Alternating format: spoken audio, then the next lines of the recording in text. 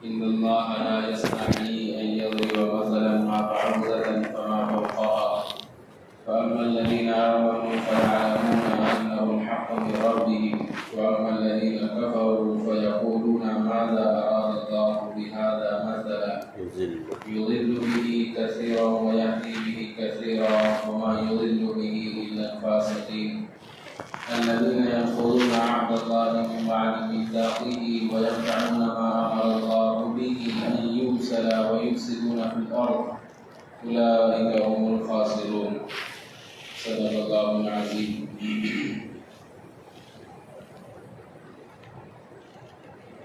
گزشتہ آیتوں کے اندر جو چیز ہمارے سامنے قرآن کے ذریعے پیش ہوئی اس میں سے ایک بات قرآن کے جو مضامین ہیں جس کو قرآن کے جگہ جگہ بیان کیا ہے. آپ کو پورے قرآن کے اندر جو چیز ملے گی قدر مشترک، اس میں سے پہلی چیز ہے توحید کا بیان، دوسری چیز ہے رسالت کا بیان، اور قرآن میں تیسری چیز آخرت کا بیان، اور چوتھی چیز قرآن میں جو بیان کی جاتی ہے وہ منافقین، مشرکین اور کافرین کی طرف سے ہونے والے شبہات اور اعتراضات کے جواب، چاہے انہیں اعتراض قرآن پر ہو یا پھر حضور کی ذات پر ہو یا پھر اللہ پر ہو. اللہ تبارک و تعالیٰ اپنے پاک کلام میں ان کے اعتراضات کا جواب دیتے رہتے ہیں. تو ابھی تک ہمارے 3 مضامین ہوئے، توحید، رسالت اور آخرت کا مضمون ہمارے سامنے آیا. چوتھا مضمون ہے مشرکین کے اعتراض کا جواب. اور بھی مضامین ہیں جو ہمارے سامنے آتے رہیں گے. آج کی جو آیتیں تلاوت کی گئی ہیں ابھی، اس میں اللہ نے مشرکین اور منافقین کے ایک شبہ کا اور ایک اعتراض کا جواب دیا ہے. وہ اعتراض منافقین اور مشرکین کو یہ تھا کہ اللہ تبارک و تعالیٰ کا یہ کلام نہیں ہو سکتا، اس لیے کہ اللہ کی ذات بڑی عظیم ہستی ہے. تو اللہ اپنے پاک کلام میں مچھر، مکھی، مکڑی، چونٹی ایسی معمولی چیزوں کا تذکرہ کیوں کریں گے؟ بڑا آدمی ہے تو بڑی بات ہے، چھوٹا ہے تو چھوٹی بات ہے. تو اس طریقے سے انہوں نے اعتراض کیا کہ یہ اللہ کا کلام نہیں ہو سکتا. نعوذ باللہ، اللہ کیوں ایسے باتیں کریں گے مکڑی کے بارے میں، مچھر کے بارے میں، مکھی کے بارے میں؟ اللہ نے اس کا جواب دیا کہ اللہ لا یستحیی ان یضرب مثلا، اللہ مثال دینے سے شرم نہیں کرتے. مثال کیا دی اللہ نے قرآن کے اندر؟ کافروں کے بارے میں مثال دی. یا ایھا الناس ضرب مثل فاستمعوا له، اے لوگوں ایک مثال بیان کی جاتی ہے، اس کو غور سے سنو. ان الذين تدعون من دون الله لن يخلقوا ذبابا ولو اجتمعوا له، وہ لوگ جو اللہ کے علاوہ اور معبودوں کو پکارتے ہیں، اللہ کے علاوہ دوسروں کو پوجتے ہیں، لن يخلقوا ذبابا ولو اجتمعوا له، ایک مکھی بھی پیدا نہیں کر سکتے چاہے سب کے سب جمع ہو جائیں. بتاؤ، جتنی مورتیاں رکھی ہوئی ہیں سب کو جمع کر لو گے ایک میدان میں، آ جاؤ اور ایک چھوٹی سی مکھی پیدا کر کے دکھاؤ. مکھی لن يخلقوا ذبابا ولو اجتمعوا له وَإِن يَسْلُبْهُمُ الذُّبَابُ شَيْئًا، قرآن اس کے آگے کہتا ہے پیدا کرنا تو بہت دور کی بات، ان مورتیوں کے سامنے جن کی یہ پوجا کرتے ہیں، جو مٹھائیاں رکھی ہوتی ہیں، إِن يَسْلُبْهُمُ الذُّبَابُ شَيْئًا لَا يَسْتَنقِذُوهُ مِنْهُ، مکھی اس میں سے جب کچھ چک کر جاتی ہے، چرا کر لے جاتی ہے، تو یہ معبود اتنے کمزور ہے کہ اس مکھی کو تو نہیں پکڑ سکتے. ضعف الطالب والمطلوب، طالب اور مطلوب دونوں بھی کمزور ہیں، یعنی پوجا کرنے والے بھی اور جس کی پوجا کی جا رہی ہے اللہ کے علاوہ دونوں بھی کمزور ہیں. ما قدر اللہ حق قدری، انہوں نے اللہ کی قدر جیسے پہچانی تھی ویسے نہیں پہچانی. تو اللہ نے ایک جگہ یہ مثال دی مکھی کے ذریعے. ایک جگہ اللہ قرآن کے اندر کہتے ہیں کہ وہ لوگ جو اللہ کے علاوہ دوسرے معبودوں کو پکارتے ہیں، ان کو اپنا کارساز بناتے ہیں، کمثل العنکبوت، ان کی مثال مکڑی کی طرح ہے. اوهن البیوت لبیت العنکبوت، اور آپ کو معلوم ہے کہ مکانوں میں سب سے کمزور مکان، سب سے کمزور گھر وہ مکڑی کا جالا ہے، پھونک دو تو اڑ جاتا۔ یہ فرمایا جو لوگ اللہ کے علاوہ کو پکارتے ہیں ان کی مثال ایسی ہے، اللہ کی نظر میں ان کی طاقت کی کوئی حیثیت نہیں، ان کے مجمع کی کوئی حیثیت نہیں، اتنی حیثیت ہے بس جیسے مکڑی کا جالا۔ تو یہ اس طریقے کی مثالیں جب اللہ ان کو دیتے، کن کو؟ مشرکین کو، اور منافق وہ بھی کافر تھے تو وہ چڑ جاتے تھے، کیا کرتے تھے؟ چڑ جاتے تھے کہ ہم جن کی پوجا کرتے ان کی اتنی بے حیثیت تھی، اس لیے وہ اعتراض کرتے تھے کہ یہ کلام ہی اللہ کا نہیں ہے، نعوذ باللہ۔ اگر اللہ کا کلام ہوتا تو اللہ یہ مکڑی اور مچھر اس کی مثال نہیں دیتے۔ اللہ نے اس اعتراض کا جواب دیا اس آیت میں، ان اللہ لا یستحیی ان یضرب مثلا ما بعوضۃ فما فوقها، اللہ شرماتا نہیں ہے مثال بیان کرنے سے، چاہے وہ مچھر ہو یا مچھر سے کوئی چھوٹی ہی چیز کیوں نہ ہو۔ فَأَمَّا الَّذِينَ آمَنُوا، اب مثال بیان کرنے کے بعد یہ ہوتا ہے کہ جو لوگ ایمان والے ہوتے ہیں، فَيَعْلَمُونَ أَنَّهُ الْحَقُّ مِنْ رَبِّهِمْ، وہ جانتے ہیں کہ یہ ان کے رب کی طرف سے ہے اور بالکل حق ہے۔ وَأَمَّا الَّذِينَ كَفَرُوا، اور جو کافر ہوتے ہیں، فَيَقُولُونَ، وہ لوگ کہتے ہیں، مَاذَا أَرَادَ اللَّهُ بِهَذَا مَثَلًا، اللہ کا اس مثال سے کیا ارادہ ہے، اللہ اس مثال سے کیا بیان کرنا چاہتے ہیں۔ اللہ اس کا جواب دیتے ہیں، یُضِلُّ بِهِ كَثِيرًا وَيَهْدِي بِهِ كَثِيرًا، اس مثال کے ذریعے، اس قرآن کے ذریعے ہم کچھ کو گمراہ کر دیتے ہیں، بہت سو کو گمراہ کر دیتے ہیں اور بہت سو کو ہدایت دیتے ہیں۔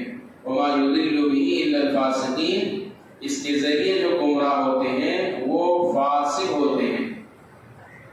یہ پہلی آیت، اس کو ہم پہلے سمجھ کر چلیں تھوڑا سا۔ مثال سے بات واضح ہوتی ہے۔ آپ نے ٹیچر کو دیکھا ہوگا، بچوں کو کلاس میں پڑھا تو وہ بھی مثال دیتا ہے تاکہ بچوں کو بھی سمجھ میں آ جائے ننھے سے۔ پرائم منسٹر کو دیکھو گے تو وہ بھی کہیں نہ کہیں مثال دے رہا ہوتا ہے تاکہ لوگوں کو اس کی بات سمجھ میں آ جائے۔ دنیا میں جسے اپنی بات سمجھانا ہو وہ ضرور اپنے کلام میں کوئی نہ کوئی مثال پیش کرتا ہے۔ کیوں؟ مثال میں وہ طاقت ہے کہ متکلم کی بات مکمل واضح ہو جاتی ہے، سننے والے کو سمجھ میں آ جاتی بولنے والا کیا بول رہا ہے۔ قرآن بھی کہتا ہے وَلَقَدْ ضَرَبْنَا لِلنَّاسِ فِي هَذَا الْقُرْآنِ مِنْ كُلِّ مَثَلٍ لَعَلَّهُمْ يَتَذَكَّرُونَ، ہم نے اس قرآن کے اندر طرح طرح سے مثالیں بیان کی ہیں تاکہ لوگ غور و فکر کریں، سوچ بچار کریں، سمجھیں۔ آپ قرآن پڑھیں گے تو آپ کو جگہ جگہ ملے گا كَذَلِكَ يَضْرِبُ اللَّهُ الْأَمْثَالَ، اس طریقے سے اللہ مثالیں بیان کرتے ہیں۔ اور ایک جگہ بیان فرمایا، ہم جو مثالیں بیان فرماتے ہیں ہم جو مثالیں بیان کرتے ہیں یہ مثالیں انہی کو سمجھ میں آتی ہیں جو علم والے ہیں۔ وَمَا يَعْقِلُهَا إِلَّا الْعَالِمُونَ، ہماری مثالیں کسے سمجھ میں آتی ہیں؟ عقل والے ہیں، جن کو مثال نہیں سمجھ میں آ رہی اللہ کے نزدیک وہ بیوقوف ہے۔ کیا ہے؟ ہوگا تو اپنے گھر کا پڑھا لکھا بیرسٹر جو بھی ہوگا، تجھے قرآن کی صاف اور واضح مثال نہیں سمجھ میں آ رہی، اللہ کی نگاہ میں تو بیوقوف ہے، عقل مند نہیں ہے۔ اس لیے اکابرین جب قرآن پڑھتے تھے اور سمجھ میں نہیں آتا تھا، اللہ کی مثالیں جو اللہ نے قرآن میں بیان کی مکمل واضح نہیں ہوتی تو روتے تھے کہ اللہ کیوں نہیں سمجھ میں آ رہا، کہیں ہم تیری نظر میں بیوقوف تو نہیں۔ وَمَا يَعْقِلُهَا إِلَّا الْعَالِمُونَ، اس کو جو جانتے ہیں جو سمجھتے ہیں وہ علم والے، اللہ کے نزدیک علم والے ہی قرآن کی مثالوں کو حقیقت میں سمجھ سکتے ہیں۔ تو ایک بات یہ معلوم ہوئی کہ مثال سے بات واضح ہوتی، اس لیے اللہ کے قرآن میں جگہ جگہ مثال بیان کرتے۔ دوسری بات، مثال کے اندر اس بات کی اہمیت نہیں رہتی کہ کس چیز کی مثال دی جائے، مثال کے اندر اہمیت اس بات کی رہتی کہ سننے والے کو سمجھ میں آ جائے۔ یہ نہیں دیکھا جاتا کہ مثال میں اعلیٰ چیز کی مثال دو، نہیں، ادنا چیز کی مثال سے بھی اگر بات واضح ہو رہی ہے تو وہ چیز جو مثال میں دی جا رہی ہے اس کی کوئی اہمیت نہیں۔ جیسے اپن بولتے تیرا دماغ ہے کہ گوبر دیا. گوبر تو ایک دم حقیر چیز ہے نا. یہ بتلایا ہے کہ گوبر سے بدتر میرا دماغ ہے کہ سمجھ میں نہیں آ رہا. گوبر ایک دم حقیر چیز, لیکن یہ بتلانا مقصود ہے کہ جیسے گوبر کی کوئی اہمیت نہیں ہے لوگوں کی نگاہ میں, تیری دماغ کی بھی کوئی اہمیت نہیں.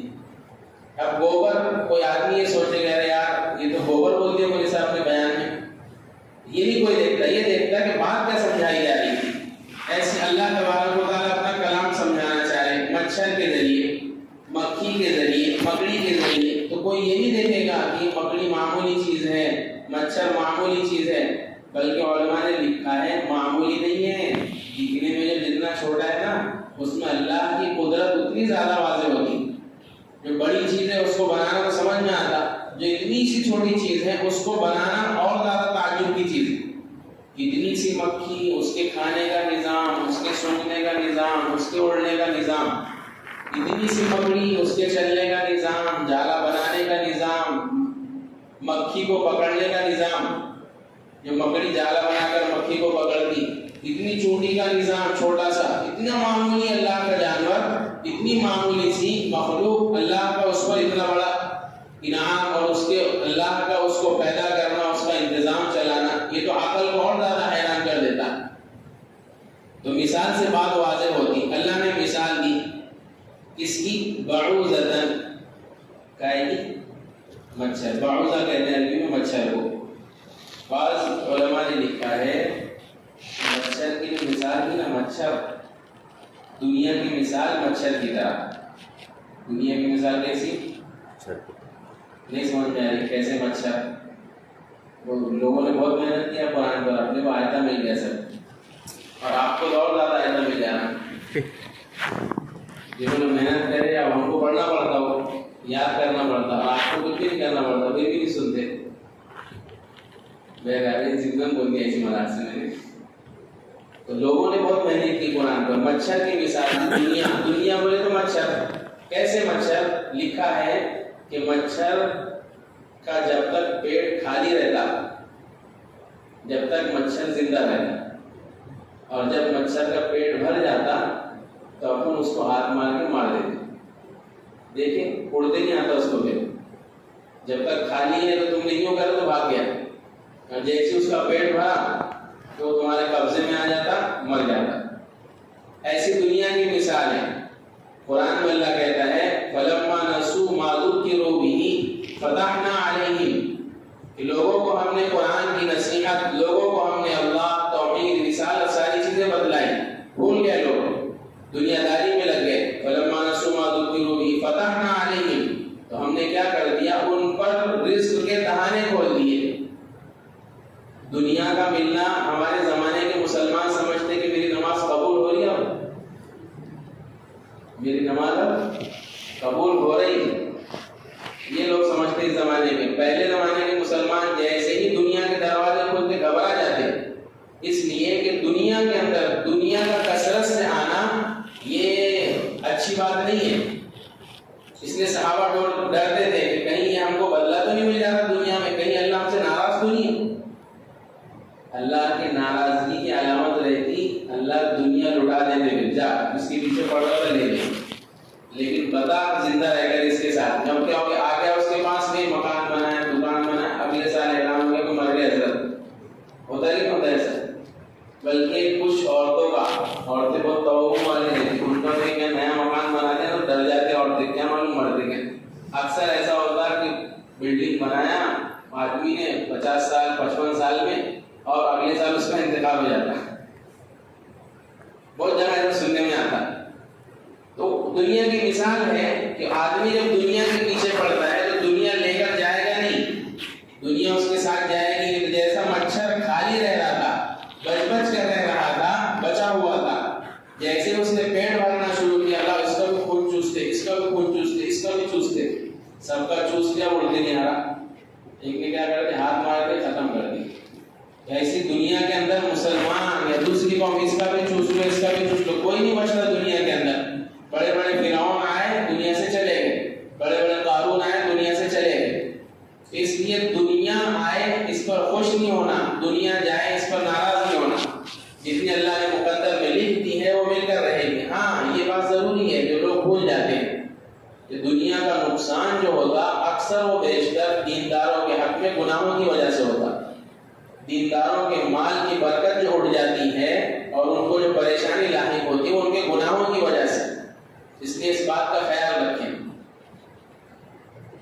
فَأَمَّا الَّذِينَ آمَنُوا، اللہ فرماتے ہیں جو ایمان والے ہوتے ہیں وہ جانتے ہیں کہ یہ مثال اللہ کی طرف سے ہے، بالکل برحق ہے.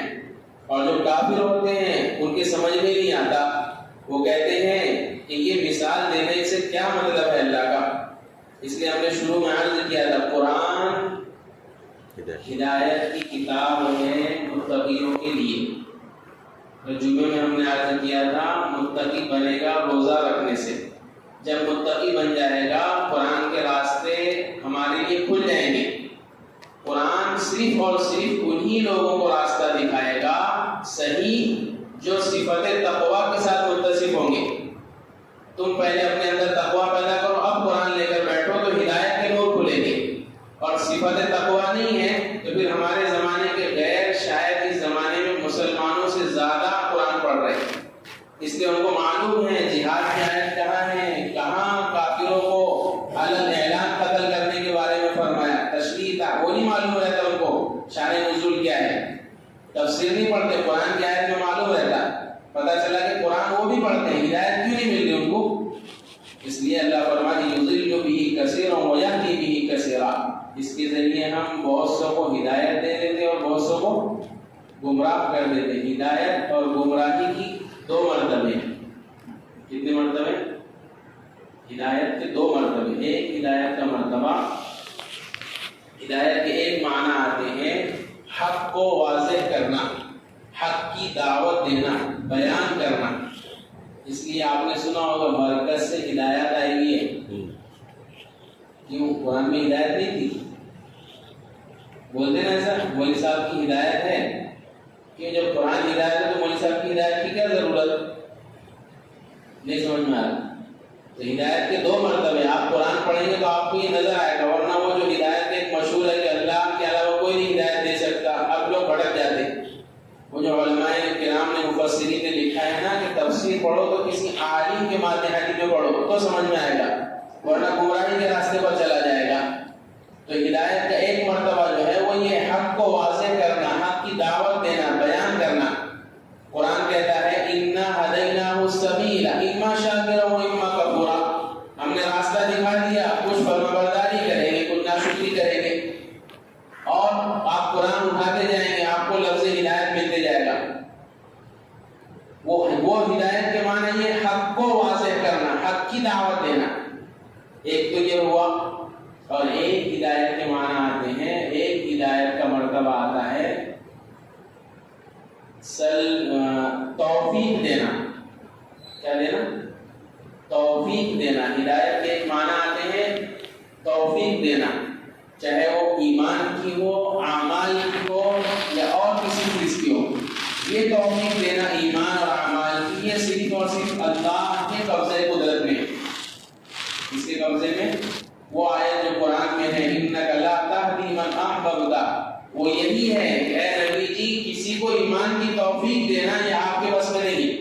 ایمان کی ہدایت دینا بھی آپ کے بس میں نہیں. حق کو واضح کرنا، قرآن کا پیغام سنانا یہ تو ہے، لیکن آپ کسی کو ہدایت دینے یہ نہیں. تو اعمال کی اور ایمان کی توفیق یہ محض اور محض اللہ ہی کی طرف سے ملتی. اور اعمال کی ایمان کی توفیق جو اللہ چھینتے ہیں وہ گناہوں کی وجہ سے، اس کو کہتے ہیں سلب توفیق. حدیث پڑھی گئی تھی صبح میں غالباً، جب بندہ ایک گناہ کرتا ہے تو اس کے دل کی مثال سفید پردے کی طرح ہے. ایک گناہ کرتا ہے تو دل پر سیاہ نقطہ لگ جاتا ہے، جیسے سفید کپڑے پر سیاہ نقطہ بالکل واضح نظر آتا. توبہ کر لیتا ہے تو دھل جاتا ہے، نہیں توبہ کرتا باقی رہتا، دوسرا کر لیتا، تیسرا کر لیتا، حتیٰ کہ پورا کالا ہو جاتا. اب دل اتنا سخت ہو جاتا کہ پھر حضور بھی سمجھائے تو سمجھ میں نہیں آتا. ہے نا ایسے؟ حضور کے زمانے میں سب تھوڑی جو صحابہ بن گئے جو مشرک رہ گئے ان کو حضور دعوت دیا کرتے تھے. کیوں نہیں سمجھ میں آتا تھا؟ گناہوں میں ڈوبے ہوئے تھے، انکار والی صفت کے ساتھ متصف تھے.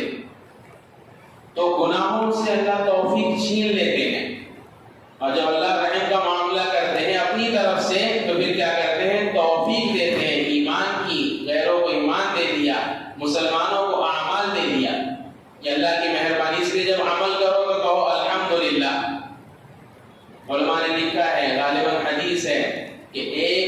دوسرے نیکی کو کھینچتی ہے اور ایک برائی دوسرے برائی کو کھینچتی ہے۔ اس لیے نیکیوں کی عادت ڈالیں اور اس پر الحمدللہ کہیں، برائی سے اپنے آپ کو بچائیں۔ یضل بہ کثیرا، اللہ فرماتے ہیں یضل بہ کثیرا ویہدی بہ کثیرا۔ ہدایت تو ہم سمجھ لیا ہم نے۔ یضل، اضلال کے بھی دو معنی آتے ہیں، دو مرتبے آتے ہیں۔ ایک اضلال یعنی گمراہ کرنے کے معنی آتے ہیں، جیسے ہم نے قرآن میں پڑھا ہوگا شیطان نے گمراہ کر دیا۔ شیطان کے ہاتھ میں تو گمراہی ہے ہی نہیں، شیطان کے ہاتھ میں تو گمراہی ہے نہیں، تو گمراہی اور ہدایت کس کے ہاتھ میں؟ اللہ کے ہاتھ میں۔ قرآن میں آپ پڑھیں گے تو ایسے الفاظ ملیں گے شیطان نے گمراہ کیا، فلاں قوم نے گمراہ کیا۔ تو گمراہی کے ایک معنی آتے ہیں کہ جو نیک عمل ہے، ایمان ہے، اس کو قبیح بنا کر پیش کرنا، برا بنا کر پیش کرنا۔ جو اچھے اعمال ہے اس کو کیا کرنا؟ برا بنا کر پیش کرنا۔ جیسے اس زمانے کے مشرکین اور کفار بھی کرتے، جو اچھے اعمال ہے اس کو لوگوں میں برا بنا کر پیش کرتے، یہ ایک قسم کی گمراہی۔ اور ایک گمراہی وہ ہے توفیق کا چھین لینا، ایک گمراہی وہ ہے توفیق کا چھین لینا، ہدایت سے محروم رکھنا۔ یہ اللہ کا کام ہے، یہ کسی نبی کے بس میں نہیں ہے، کسی شیطان کے بس میں نہیں ہے کہ وہ کسی کو گمراہ کر دے۔ ایسا گمراہ یعنی اللہ اس سے ہدایت کی توفیق چھین لے، ہدایت سے محروم رکھ دے، یہ صرف اور صرف اللہ کا کام ہے۔ اسی لیے اللہ فرماتے ہیں کہ ہم اس مثال کے ذریعے اور ہم اس قرآن کے ذریعے بہت سے لوگوں کو ہدایت دیتے ہیں اور بہت سے لوگوں کو گمراہ کرتے ہیں۔ اب اس آیت کا معنی مکمل واضح ہو گیا۔ وما یضل بہ الا الفاسقین، فرمایا اس کے ذریعے جو گمراہ کیے جاتے ہیں وہ اکثر فاسق ہوتے ہیں، فاسق نہیں گمراہ کیے جاتے ہیں اس کے ذریعے مگر فاسق۔ فاسق فسق سے ماخوذ ہے، جس کے معنی آتے ہیں نکل جانا۔ کیا معنی آتے ہیں؟ فاسق آدمی اللہ کی اطاعت اور رسول کی اطاعت سے نکل جاتا۔ جس وقت وہ اللہ رسول کی اطاعت سے نکلتا ہے تو فاسق کہلاتا ہے۔ فاسق کافر کو بھی فاسق کہتے ہیں اور مسلمان کو بھی فاسق کہہ دیتے ہیں، قرآن میں دونوں ہیں۔ اس آیت میں جو فاسق کہا گیا ہے وہ کافر کو کہا گیا ہے، مسلمان کو نہیں۔ مسلمان کو وہ والی آیت ہے یا ایھا الذین آمنوا ان جاءکم فاسق بنبأ، تمہارے پاس ایسا مومن جو گناہ میں ملوث ہے وہ خبر لے کر آئے تو یقین مت کرو، تحقیق کرو۔ جو گناہ میں لگ سکتا ہے تو تمہارے پاس جھوٹ پہنچا سکتا ہے۔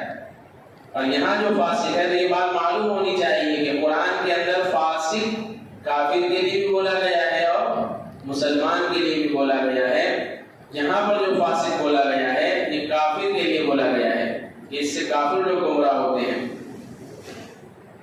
اچھا، فسق کہتے ہیں گناہ کبیرہ کرنے کو، اور فاسق کہتے ہیں وہ آدمی جو گناہ کبیرہ کرتا ہے۔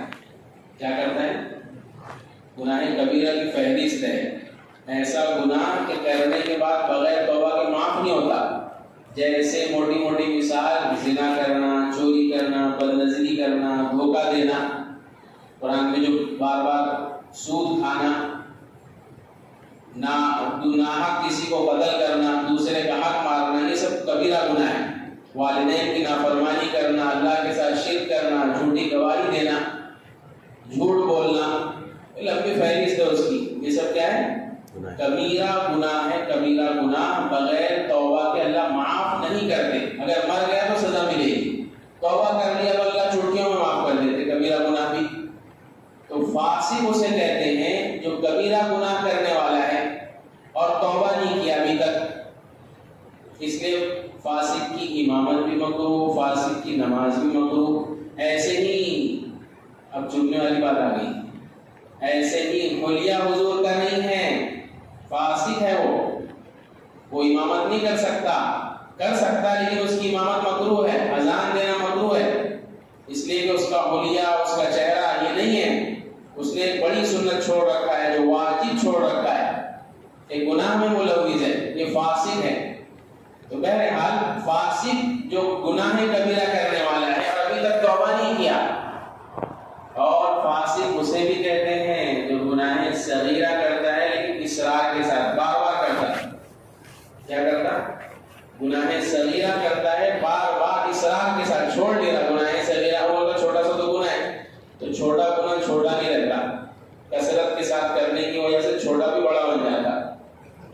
کبھی کبھار کرنے کے بعد توبہ کرنے سے بڑا بھی چھوٹا بن جاتا. لا صغیرۃ لا کبیرۃ مع الاسراف ولا کبیرۃ مع الاستغفار.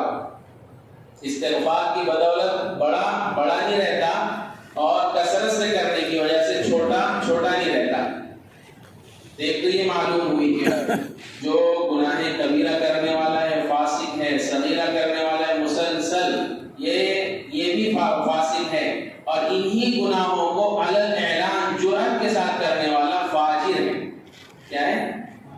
فاجر. جیسے نماز چھوڑنا گناہ کبیرہ ہے, وہ علی الاعلان ڈنکے کی چوٹ پر نہیں پڑ رہا, کر لو تمہیں کیا کرنا ہے. اب وہ فاسق کے ساتھ میں فاجر بھی ہے. کیا ہے؟ سود علی الاعلان کھا رہا, وہ فاسق بھی ہے فاجر بھی ہے. جھوٹ علی الاعلان بول رہا ہے, اپنے کو کوئی ڈر نہیں ہے, کسی کے باپ سے نہیں ڈرتے اپن جھوٹ بولنے کو. تو فاسق بھی ہے فاجر بھی. ایک آدمی بول دے رہا جھوٹ, کسی کو نہیں معلوم پڑ رہا, یہ فاسق ہے. سمجھ میں آ رہا ہے کہ بہت ہے. فاسق اور فاجر کا مطلب وہی کبیرہ گناہ علی الاعلان کرنے والا ہے فاجر, چھپ کر کرنے والا ہے فاسق. توبہ کر لیا سب معاف, مومن بن گیا. تو فرمایا ہاں یہ صفت فسق جو ہے یہ آدمی کو گمراہی کی طرف ڈالتی ہے. اس لیے جو گناہوں میں ملوث ہے, جس میں رمضان کا مبارک موقع ہے, فوراً توبہ کر لے, آئندہ نہیں کریں گے. موبائل نے تو خطرناک کر دیا, روز گناہ کرتے لوگ اور توبہ بھی نہیں کرتے, اس لیے کہ موبائل کا گناہ اس زمانے میں لوگوں کی نزدیک گناہ نہیں بچا. یہ حضرت شیخ نے لکھے نا کہ شرابی شراب پینے کو گناہ سمجھتا, اس لیے رمضان میں چھوڑ دیتا. اسی کو بولو شراب پینے والے کو بولو غیر رمضان میں کہ تو شراب پینا, چل سور کھا لے, تو اب تمہارے پر تلوار لے کر آ جائیں گے, کیونکہ سور کھلانے کے کافر سمجھے. دونوں گناہ کبیرہ ہے. تو ایسے ہی موبائل ہاتھ میں کثرت سے رہنے کی وجہ سے اس زمانے میں موبائل کا گناہ نہیں رہا, کثرت سے کرنے کی وجہ سے اس کی ہیبت اور کیا کہیں گے اس کا جو وبال ہے, جو اس کا ڈر ہے, وہ مسلمانوں کے دلوں سے نکل گیا. تو موبائل میں بھی گناہ کبیرہ بہت زیادہ ہے. علی الاعلان گانے سن رہا فاجر ہے, چھپ کر سن رہا فاسق ہے. اس لیے کہ گانا سننا حرام ہے, گناہ کبیرہ ہے. اللہ حفاظت فرمائے میری بھی اور آپ کی بھی, سارے مسلمانوں کی. ایک آیت رہ گئی, اس میں زیادہ وقت لگ جائے گا انشاءاللہ, کل دو آیتیں مزید کر دیں گے انشاءاللہ. تو اس لیے ہم سب مل کر اللہ سے دعا کریں کہ اللہ تبارک و تعالیٰ ہم کو فسق سے اور فجور سے اور تمام بڑے اور چھوٹے گناہوں سے میری اور آپ کی اور تمام امت مسلمہ کی پوری حفاظت فرمائے. سبحان اللہ و بحمدہ, سبحان